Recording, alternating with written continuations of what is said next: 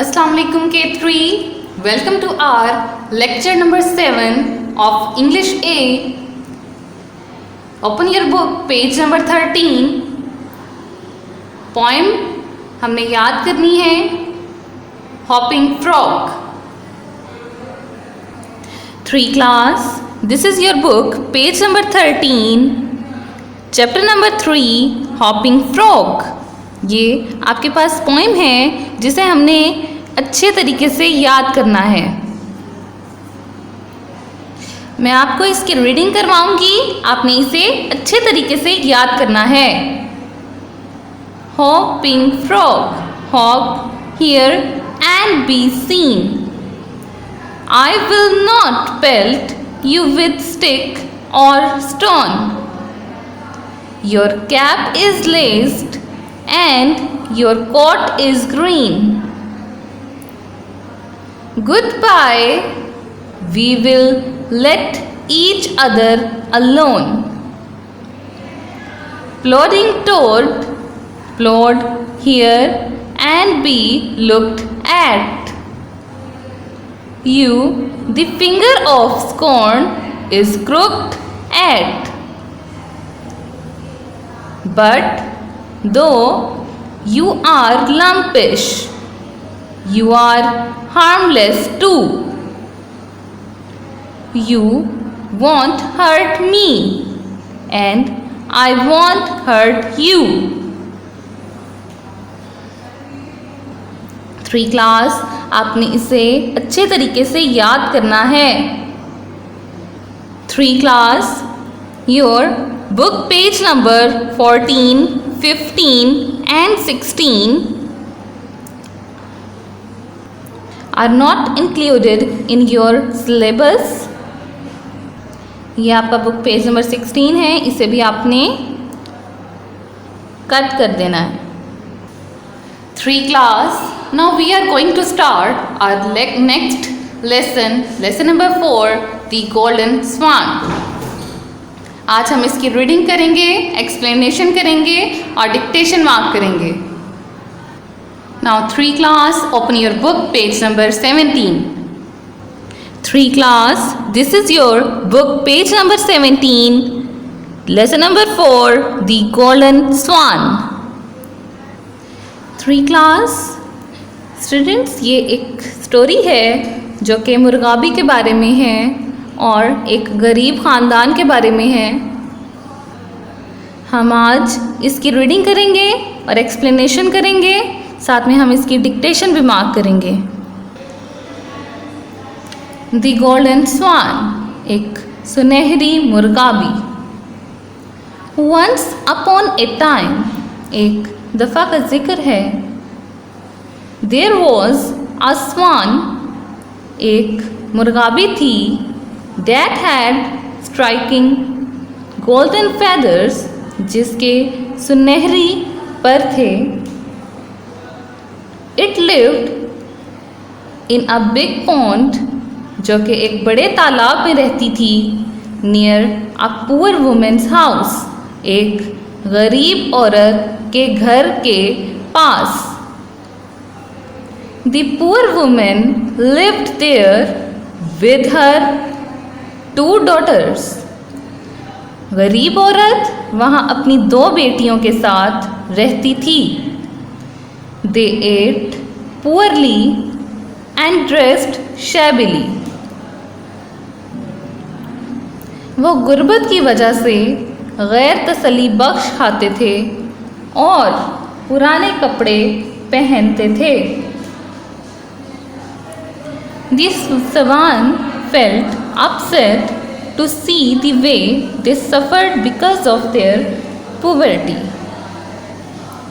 मुर्गाबी बहुत उदास हुई उनकी हालत को देखकर जो गुर्बत की वजह से थी। One day the swan said to herself, एक दिन मुर्गाबी ने अपने आप से कहा, If I give one of my bright and golden feather to the poor woman, अगर मैं अपना चमकता हुआ सुनहरी पर उस गरीब औरत को दे दूं, शी कैन सेल इट, और वो इसे बेच सकेगी। With the money that she gets, और वो पैसे जो वो हासिल करेगी, शी एंड हर डॉटर्स, वो और उसकी बेटियां, कैन लिव वेल, अच्छे तरीके से ज़िंदगी गुजार सकेंगी। व्हेन देयर मनी फिनिशेस, जब उनका पैसा ख़त्म हो जाएगा, I will give them an other feather, मैं उन्हें एक और पर दे दूँगी। इन दिस वे, इस तरह से, I can continue to help this poor family, मैं उस गरीब ख़ानदान की मदद जारी रखूँगी। With this good idea in her mind, वो इस अच्छे मंसूबे के साथ, अपने दिमाग में अच्छा मंसूबा लेकर, the swan flew to the poor women's house, मुर्गाबी उस गरीब औरत के घर के लिए उड़ गई। On seeing the swan inside the house, the woman was alarmed and wanted to know why the swan had visited them. जब मुर्गाबी को उस औरत ने अपने घर में देखा तो औरत को ख्याल आया, या औरत जानना चाहती थी कि वो मुर्गाबी उसके घर क्यों आई है। The swan said, स्वान ने कहा, I will give my golden feathers one by one to you. मैं अपने सुनहरी पर तुम्हें एक एक करके दे दूंगी। And you can sell them, और आप से बेच सकेंगी। With the money raised through it, इससे जो आमदनी होगी, you and your daughters can live a comfortable life, आप और आपकी बेटियां एक आरामदेह ज़िंदगी गुजार सकेंगी।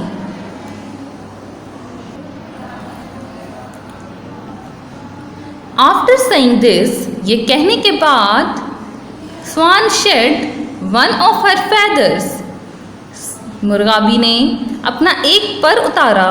The poor woman picked it up very excitedly, गरीब औरत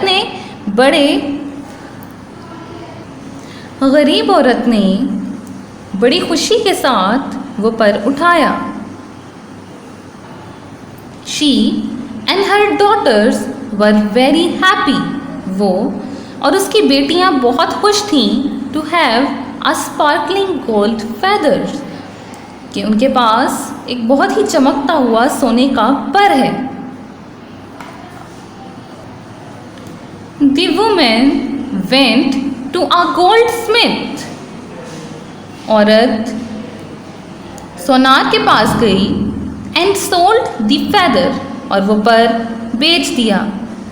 With the money that she got, वो पैसे जो उसने हासिल किए, she and her daughters lived well for some time, वो और उसकी बेटियां कुछ अरसे के लिए बहुत अच्छे तरीके से ज़िंदगी गुजार सकीं।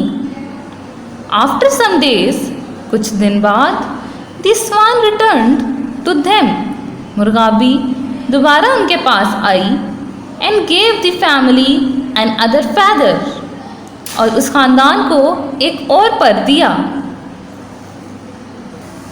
3 class, now move to your book page number 18.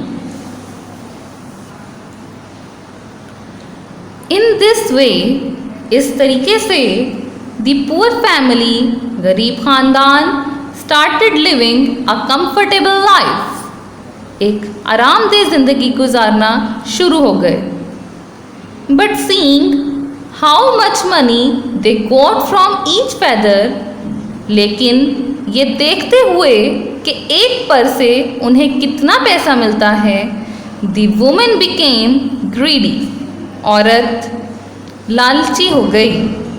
She thought, वो सोचने लगी, that if she got all the feathers, अगर उसे तमाम पर मिल जाएं at once, एक ही दफ़ा में, she would become very rich, वो बहुत ज़्यादा अमीर हो जाएगी।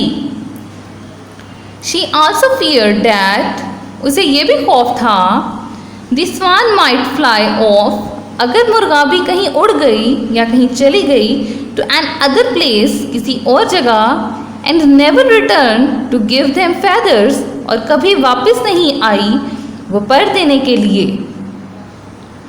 One day she said to her daughters, एक दिन उसने अपनी बेटियों से कहा, next time when the swan comes, अगली बार जब मुर्गाबी आएगी, I will pull away all her feathers, मैं उसके तमाम पर उतार दूंगी।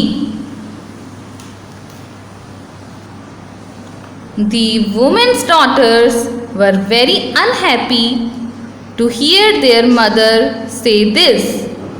उस औरत की बेटियां बहुत नाखुश थीं अपनी माँ की बात सुनकर। They asked her, उन्होंने इसे कहा, not to be greedy, लालची मत बनो, but the woman would not listen to them. लेकिन औरत ने उनकी एक न सुनी। The girls were not greedy, लड़कियाँ लालची नहीं थीं, and did not want to hurt the swan, और मुर्गाबी को तकलीफ नहीं देना चाहती थीं। The next time, अगली बार, when the swan came, जब मुर्गाबी आई, the mother caught her, और माँ ने उसे पकड़ लिया, and tried to pull out all her feathers, और उसके सारे पर उतारने की कोशिश करने लगी। Suddenly, अचानक, the golden feathers of the swan, मुर्गाबी के सुनहरी पर, changed into some strange looking ordinary feathers, अजीबोगरीब दिखाई देने वाले आम से पर में तब्दील हो गए। The mother was shocked to see such feathers. माँ उन परों को देखकर परेशान हो गई, हैरान हो गई। The golden swan sadly said, सुनहरी मुर्गाबी उदासी से बोली, I wanted to help you, मैं तुम्हारी मदद करना चाहती थी, but you want to hurt me. Return, लेकिन तुम बदले में मुझे तकलीफ देना चाहती थी। I gave you my golden feathers to help you, मैं तुम्हें अपने सुनहरी पर तुम्हारी मदद करने के लिए देती। Now I will never return, अब मैं कभी वापस नहीं आऊँगी। Saying this, ये कहते हुए, the swan flew away, मुर्गाबी उड़ गई, and never returned, और दोबारा कभी वापस नहीं आई। The woman became poor again, वो औरत दोबारा से गरीब हो गई, and no swan came to help her ever again, और कोई मुर्गाबी दोबारा उसकी मदद करने नहीं आई। 3 क्लास इस पूरी स्टोरी की रीडिंग और एक्सप्लेनेशन करने के बाद हमें अंदाज़ा हुआ है कि लालच बुरी बला है और हमें लालच नहीं करनी चाहिए, बल्कि हर हाल में अल्लाह ताला का शुक्र अदा करना चाहिए। 3 क्लास, अब हम इसकी डिक्टेशन मार्क करेंगे।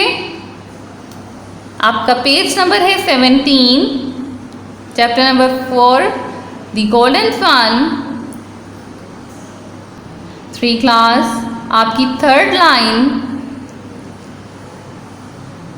3 class, your paragraph number 1, line number 3, the swan felt upset to see the way they suffered because of their poverty.